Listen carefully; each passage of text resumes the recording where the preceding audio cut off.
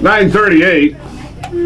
Our guests, Condredge Holloway and Kitty Chesney. Well, I wish we had a webcam or something like that. We just had the best commercial break we've had since we had this now show. I'm going to go home and Google. That's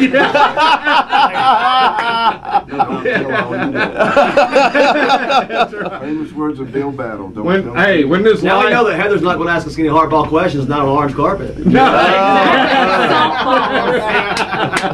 We're doing batting practice. Shut up. Let's move on. All right, Condredge, you got drafted by New England after your playing career, but you wanted to play quarterback. And today you would have probably been drafted higher and played in the NFL, don't you think? I mean, that's speculation, but... You're ahead of your time, in a way. Well, quarterbacks play that way. Yeah, they do. Yeah. I'm in a different space now. I'm trying to be the best husband, the best dad I can be, and I don't worry about I'll say it. The athlete, I'll say it. The athlete that played at Tennessee in 72, 73, and 74, that athlete, if that same person and that athlete was playing today, he could compete at a high level. And You mean it actually turned the term they used to use, scrambling, into the term they use now, extending the play? That's it. Isn't that the same thing? You were running for your life. You didn't know you were extending the play. You're extending your life. They made it sound like you were running clock. Killing the shot clock, right? Okay, Condredge, we need to burn some clock. Get back there and run around. All right. The thing that a lot of people remember is the UCLA game when you got hurt. Where did they take you? I want to know where you. It was a holding room under the stadium. I did tell you I was Catholic. Yeah. Are you confessing? Yeah, I probably. They took me to the hospital and had an X-ray and got a great tape job, and we played. And you came back. Can you believe that? Yeah. I just thought I'd give it a shot and see if you could tell. Tape Duct works. tape. Duct That tape. fixes everything. Tape works for me. Yeah. It worked for you. I liked hearing all the accounts of you running back into the stadium, and people said, "Man, the crowd just started going nuts. All we did was pick Gained up a 1 yard. He did a victory lap. Well, no. My thought process there was, if I go across the field, we're gonna get flagged for 12 guys. And That's Yeah. why. and the that's why I team went came in around. on the side then. Yeah, we were on the other side, Yeah. and so I had no choice. But I went the opposite of the team, though. I could have gone down the other end where I thought they were cheering about a play. I had no idea what that was. Well, no, they were cheering because it was the first game of the season, and he was a Heisman Trophy candidate. Yep.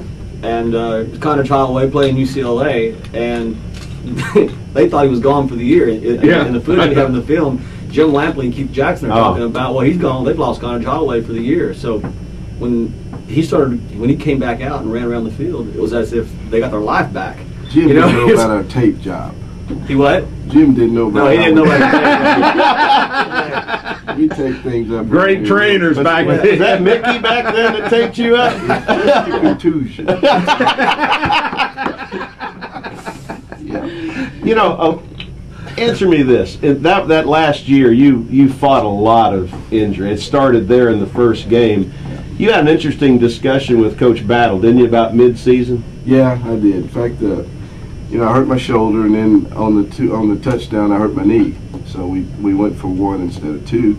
And Coach calls me in one day, and I knew it was something up because he sits. Whenever he gets away from behind his desk and sits down with you, it's something serious. And I'm thinking, what? What have I done? Yeah. You're like, man, did they know I skipped class last week? And so he says, I think you've given your all for Tennessee. You've got a pro career, whether it be baseball or football later, and I just think you've done enough, and I think you should sit out the rest of the games and get healthy. And what did you say? I kind of smirked and asked him when practice was. So, I wasn't about to do that. I said, Coach, all of us came in here at the same time, and I'm going out with my guys. So, and he tells the story about how, of course, the Auburn game, I just come off of the knee and the shoulder. He said, I felt like I was. He says, you ever seen the movie El Cid I said, Coach, the other half. He says, that's what I felt like I did to you. I kind of propped you up out there, and once they found out you were hurt or dead, like you know, they weren't playing anymore. So I had to get you out of there. Coach Battle tells the story a lot better, but I thought that was funny. But yeah, I didn't even think about that. And you know, hey, you got to play with the cards you dealt. Don't make excuses. Just keep playing. I tell you guys, one of the highlights of making this film though was being able to. We went to Litton's one night and filmed having dinner, just sitting around the table. Me and Condredge and Bill Battle and Lester McLean and Larry Sievers and Stanley Morgan. Is that it? Who else was there? Eddie Brown. Eddie Brown. We were all just sitting around at Litton's and had cameras everywhere. But to me, those cameras were invisible because I got to sit there and listen to stories just like this for 2 hours that that were just unbelievable. And we had to edit some of it. We sure did. But I think that what I'm looking forward is for fans of Tennessee to get to hear some of those stories. Because they're important and they're historic and they're inspirational, and Condredge touched a lot of people and made a lot of people happy, and it was fun making this film. Well, Kenny, you've been a Tennessee fan for all your life, growing up in this area, and a lot of folks around here, they've been the same way. You can be a fan all you want to, but back when Condredge played, you didn't have Twitter. Right. You didn't have Facebook. email, Facebook. We didn't have sports talk. Message Cell boards. phones. Cell phones. Thank goodness. Camera phones. Yeah. So Oh. we didn't unless you We hit a nerve. Anyway. But I was saying we didn't have the opportunity back then in Condredge's playing time to get no information as far as Condredge the man. Right. And I think that's why I enjoyed this documentary so much, because it shows Condredge the man that Tennessee fans had no idea. No clue. I learned a lot making the film. I really did, about him, about his family, about how emotional he is, how humble he is, and that's the one thing that I learned about Condredge that I didn't know was how humble he is and how giving he is and how much he loves sports and loves his family and how I guess the word is passion. He's very passionate about teaching young kids right from wrong and guiding them any way possible with the University of Tennessee, and I'm proud of him. My dad kind of straightened me out early. He at an early age he called me in after one football game. We were 110 pounds. He calls me and says, "How'd you do today?" And I start just rambling off how many yards I had, how many passes I threw, how many completions, and then he stopped me and he said, "You should know that because you played and you were there."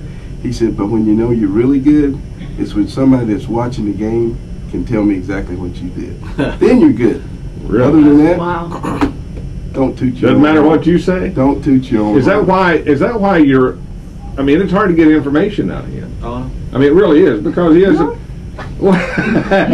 but I've never heard anybody say anything bad about him, except maybe he's slow returning phone calls, but that's a lot of people are. But and I don't know how people form that opinion, because until now there were so few people knew Condredge Holloway the man.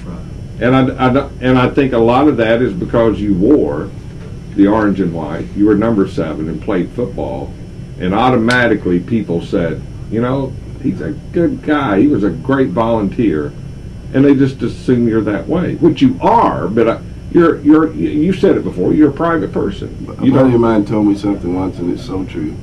Silence could never be misquoted.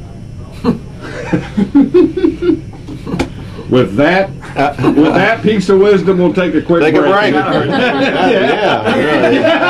all do. Nobody told me that. Condredge, now you got to go start speaking to elementary school. You got to ingrain that Early. Yeah. Early. All right, 9:48. Our guest, Condredge Holloway and Kenny Chesney. Back for one more segment in a moment. Doc, Jeff, and Heather in the morning on the Sports Animal.